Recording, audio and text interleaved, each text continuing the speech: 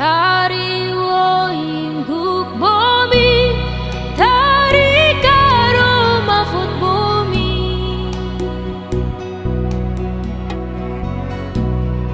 Tari wo ingguk bumi, tari karo. Halo, menyala ke tidak ya? Ya ini ada lampu hijau. Kan jelas kan ini. Oh tunggu, belum ini. Kita lagi di ini. Lagi camping. Tuh kita jalan lewat mana dulu ya? Can we go this way? Yeah, go whatever way you want. Oh iya, Lewat jalan ya. di sini sudah. Oh, You can stay. Keep. tunggu ya. Di mana saat ini? Ada Yuli. Mari jalan-jalan sedikit ke situ baru balik. Ini kita di hutan seperti hutan pinus, di hutan nasional Lolo National Forest di Amerika, di daerah dekat Washington, seperti itu. Jadi ini salah satu negara bagian, cuman kita tidak kasih tahu tempatnya kayak begitu. Jadi kita sore ini ada kameramen, ada Tommy sendiri, terus ada Profesor Yuli Menus. Sekarang kita ada hiking, seperti ini keadaannya. Hikingnya ini sangat bagus, tempat hikingnya. Di sini ada banyak sekali pohon ya, karena memang di hutan nasional, hutan lindung seperti itu. Mari ikuti kita punya perjalanan sore ini. Kita lewati ini namanya camping di musim semi.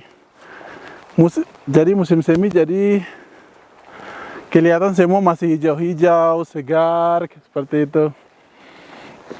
Dan tempat camping tadi kita suka tinggal di sana. Tadi sudah mungkin kita suka masuk di ini kamera tadi kah? Iya. Kalau ini lapang-lapang di tempat camping, terus kita menaik ke atas gunung sana. Gunung-gunung, terus hutan-hutan pinus. Bermacam-macam pinus. Ini kalau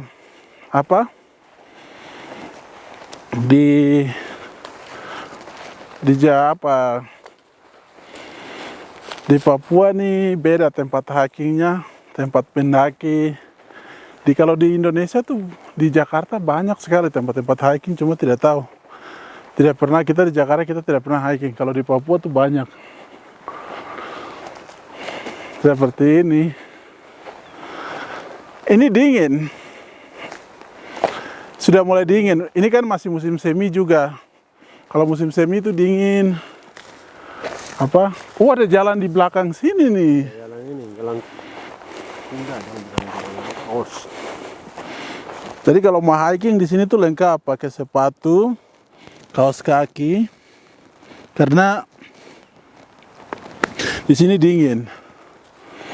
Apalagi sudah sore begini.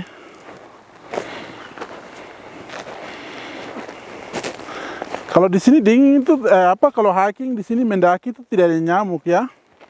Kalau kita di Indonesia, kalau hiking itu setengah mati karena kok pukul sini pukul sana nyamuk. Kalau di sini tidak, kita kalau hiking seperti ini. Cuma yang kita perlu persiapkan itu pakaian, jaket yang baik. Terus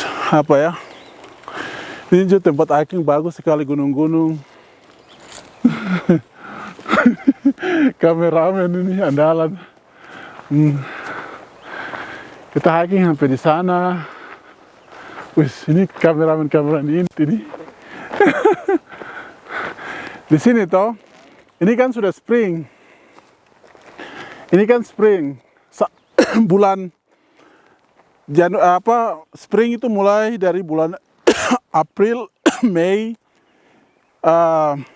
Ini kan Mei. Nanti sudah Juni itu sudah masuk ke musim panas. Juni awal itu dia punya udara sudah mulai lebih panas lagi. Kalau sekarang ini masih spring, jadi ada cuacanya tuh dingin tapi panas juga kalau siang-siang. Terus spring, jadi bisa lihat di sana ada bunga-bunga liar kuning-kuning, tapi masih jauh. Kalau kita ke sana lagi bisa lihat. Iya, begitulah. Kamu lihat dia tempat hiking ini. Kita sebenarnya di sini tuh jalan tempat hiking bagus toh. Dia punya ini tidak ada macam begitu halangan, mulus saja. Sana kamu lihat ada lebih banyak pohon lagi ke sana, pohon tinggi-tinggi sekali. Terus dia punya kamu tidak bisa lihat, sebentar kameramen dia balik baru dia bisa, kamu bisa lihat ada bunga kuning-kuning. Itu bunga matahari. Di state atau negara bagian ini yang kita tinggal ini, dia punya kehebatan tuh di keindahan alam, begitu. Ya, kalau keindahan alam, kita kan setiap negara, setiap daerah kan punya kelebihan tersendiri, begitu. Di Papua juga ada keindahan alam yang tidak bisa kalahnya, bahkan terkenal di dunia. Nah, di Montana juga punya keindahan alam yang sangat luar biasa. Potensi yang sangat luar biasa. Salah satunya di negara bagian ini dia punya salah satu taman nasional terkenal atau sudah masuk dalam kategori 7 keajaiban dunia itu Yellowstone National Park.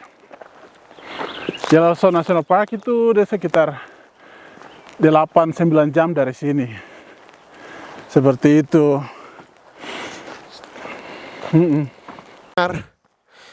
Ya, selamat datang teman-teman. Tadi teman-teman dengar bahwa itu yang bicara tadi itu Kakak Yuli. Nanti yang belum follow, ingat Kakak Yuli itu orang hebat, orang bahaya. Anak-anak Papua, kakak dia luar biasa, dia jadi inspirasi buat banyak.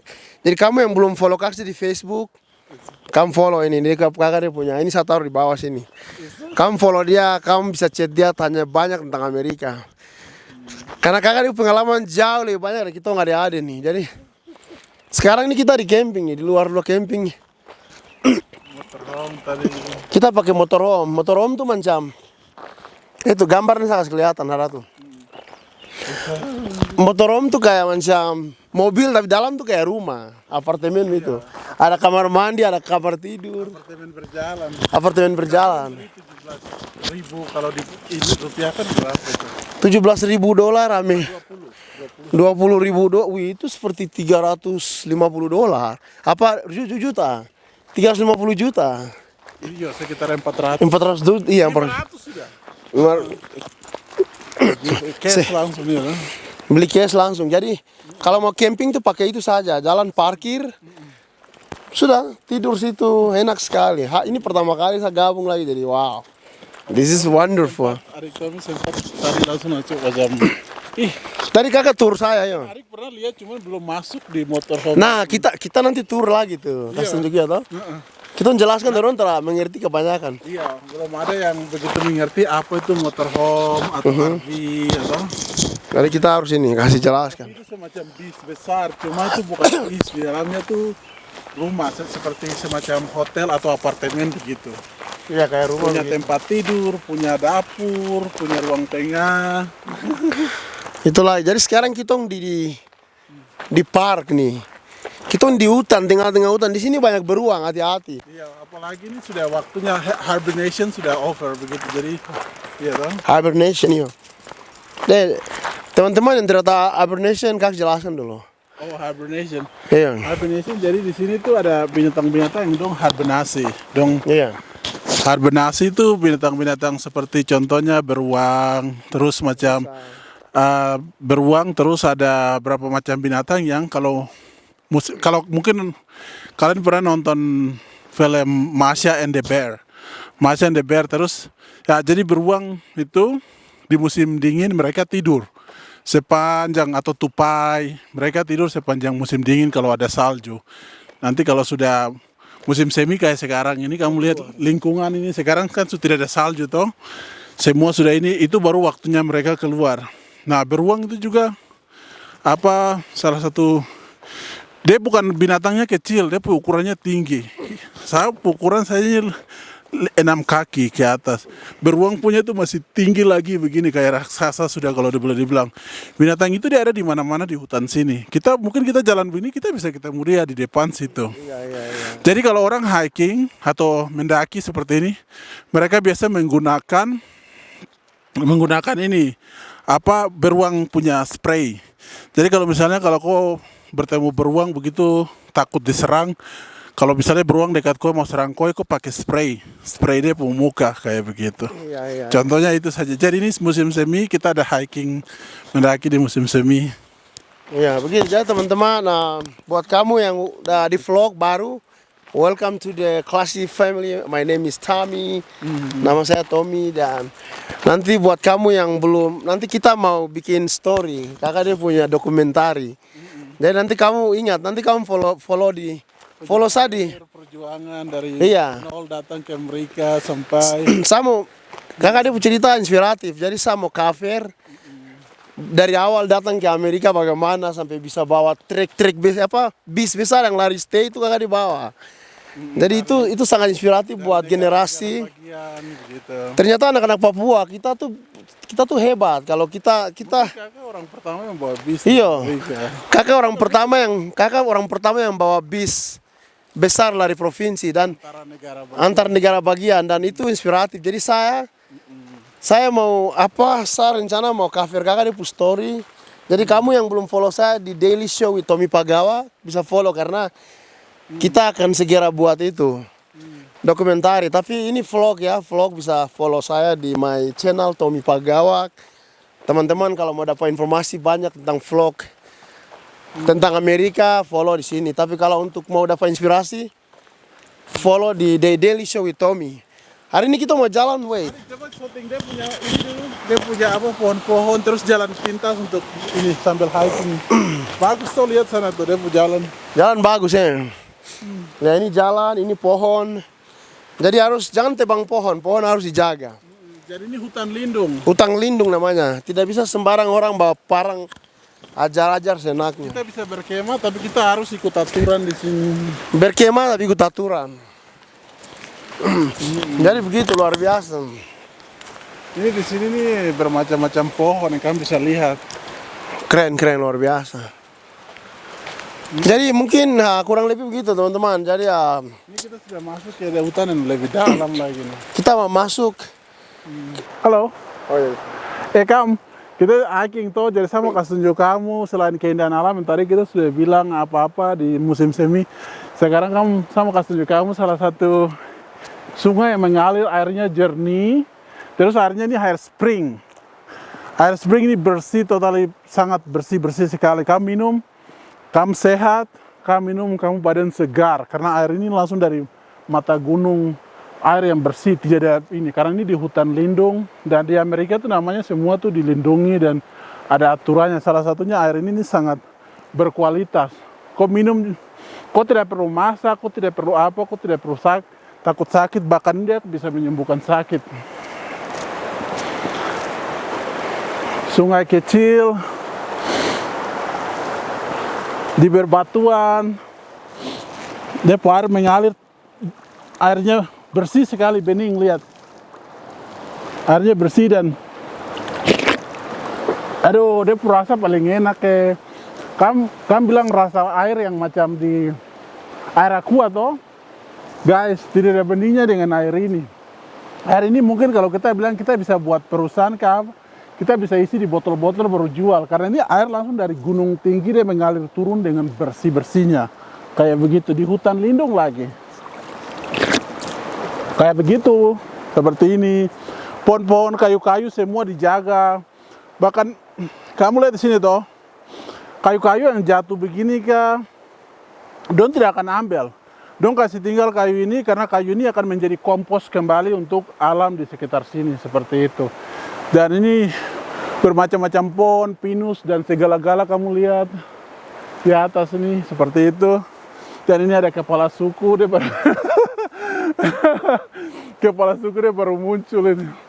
Seperti itu. Dia punya. Iya. Mari kita lanjut lagi ya. Di sini nih dia punya apa namanya? Dia punya pendakian seperti ini, bersih. Artinya bersih ini tidak ada macam sampah, terus aman kalau di hiking karena tidak ada nyamuk lah, lalat lah, apalah yang kamu bilang tetebangnya kalau kamu mau pergi mendaki di mana terus tidak bisa keringat cepat. Di sini kok mendaki berjam-jam guys, kok tidak akan keringat karena di sini tidak ada humidity. Humidity itu apa? Ini dia, kayak lembab itu. Oh, kelembab. Ini tempat hiking ini dia masih terus naik. Ini bagus sekali kamu lihat. Dia pun tempat hiking paling indah. Di sebelah ada gunung-gunung, ada gunung terus di sini di pohon-pohon tinggi menjulang mencakar langit. Dia pun jalan yang ada batu-batuan sedikit. Cuman seperti ini sangat unik jalan hikingnya di antara apa pohon-pohon yang begitu rimbun dan tinggi. Di sini karena mungkin sudah sore jadi kami tidak terlalu dengar ada binatang-binatang liar seperti ya burung-burung liar kah, bebek liar kah apa begitu.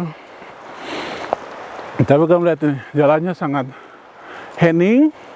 Yang kami bisa dengar kalau kami bisa dengar suara air turun dari atas gunung itu sangat enak sekali kayak begitu.